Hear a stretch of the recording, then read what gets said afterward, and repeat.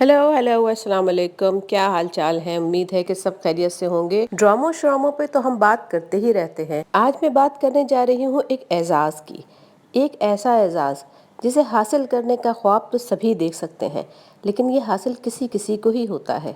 अगर आप अपनी जिम्मेदारी के साथ कोई काम कर रहे हैं और हुकूमत की जानिब से उसका एतराफ़ किया जाता है तो यकीनन ये एक खुश आइन बात है। पाकिस्तान बनने के बाद पाकिस्तान सिविल अवार्ड के नाम से 6 अक़साम के अवार्ड देने का फैसला किया गया था। ये फैसला मुल्क के मारिज़ वजूद में आने के 11 साल बाद 1958 में हुआ।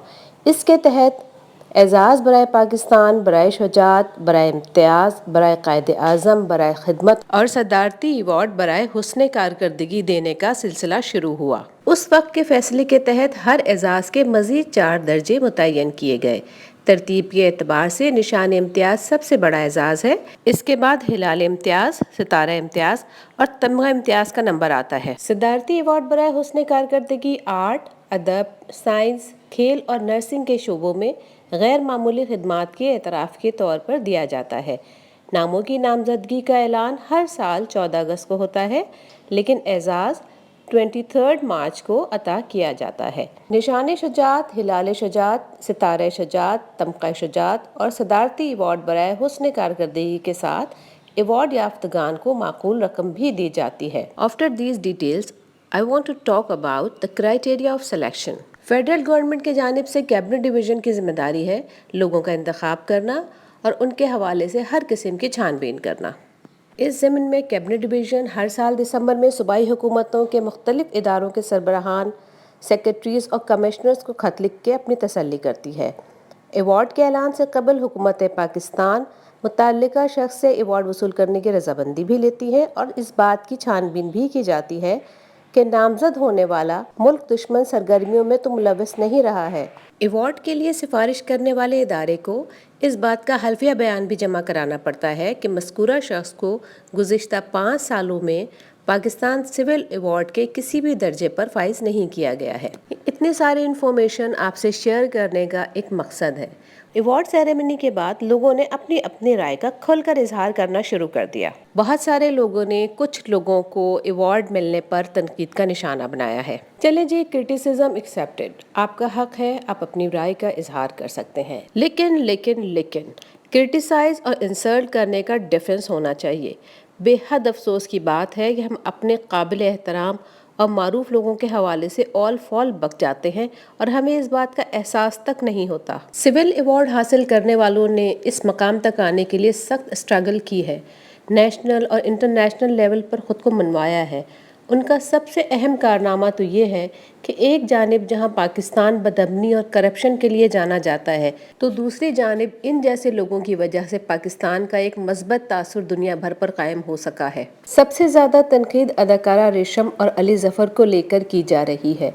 फ़न के मैदान में इन दोनों का कद बहुत ऊंचा है। अली ज़फ़र पर मीशा शफ़ी की जानिब से जो इल्ज़ाम आयद किया गया है, उसे बेस बनाते हुए लोग उन्हें इस अवार्ड के लिए नाअहल करार दे रहे हैं, तो ये शदीद ज़्यादती है, क्योंकि बात अभी सिर्फ इल्ज़ाम तक ही महदूद है। उन पर कोई जुर्म साबित नहीं हो सका है, इसलिए हमें जजमेंटल नहीं होना चाहिए। अगर रेशम की बात करें तो उन्होंने गुजरे हुए तमाम सालों में अपने शोबे में बेहतरीन परफॉर्मेंस का मुजाहरा किया है। एक सोबर और सुलझी हुई अदाकारा हैं जिनके फ़न का एतराफ़ किया ही जाना चाहिए। और ये भी इंतहाई अफसोस की बात है कि लोगों ने आलम दीन मौलाना तारिक जमील को भी नहीं छोड़ा। उनके हवाले से सोशल मीडिया पे जिस किस्म के कमेंट्स किए जा रहे हैं, जिस किस्म की बातें की जा रही हैं, जैसे मीम्स बनाए जा रहे हैं, उन्हें पढ़ के शर्म आती है। हम एक पढ़े लिखे माशरे से ताल्लुक़ रखते हैं, हम किसी भी आलम दीन के हवाले से इस तरह की घटिया बातें कैसे कर सकते हैं? वो तमाम लोग जिन्होंने सिविल अवार्ड हासिल किए हैं इंतहाई मोहतरम, इंतहाई मुक़द्दम हैं, चाहे वो आबदा परवीन हो, चाहे वो सुल्ताना सिद्दीकी हो, चाहे वो ज़ेबा शहनाज हो, चाहे वो सादक़ैन हो, चाहे वो अहमद फराज हो, चाहे वो हुमायूं सईद हो, अली ज़फ़र हो, मौलाना तारिक जमील हो, फैसल ईदी हो या फिर बुशरा अंसारी। क्या आप लोगों को इस बात पर हैरत नहीं होती कि सारी ज़िंदगी जो लोग हमारे सामने काम करते हुए आ रहे हैं, ज़ेबा शहनाज से लेकर सुल्ताना सिद्दीकी तक, बुशरा अंसारी से लेके आबदा परवीन तक ऐसे डेडिकेटेड लोगों को इतनी ताखीर से सिविल अवार्ड क्यों दिए जा रहे हैं? क्रिटिसाइज करने वालों को, सोशल मीडिया पे शोर मचाने वालों को अपनी गिरेबान में झांक लेना चाहिए कि आखिर वो अपने मुल्क और कौम के लिए क्या कर रहे हैं।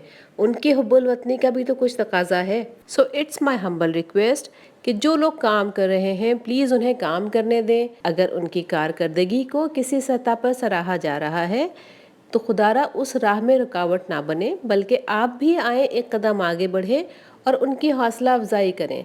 उन्हें बताएं कि वो कितने अहम हैं, कितने स्पेशल हैं। पाकिस्तान को सुल्ताना सिद्दीकी जैसी ख़वातीन की अशद ज़रूरत है जो न सिर्फ मुल्क में बल्कि बैरून मुल्क जाकर भी मुल्क का नाम रोशन करें और उसका मस्बत तासुर लोगों पर छोड़कर वापस आएँ।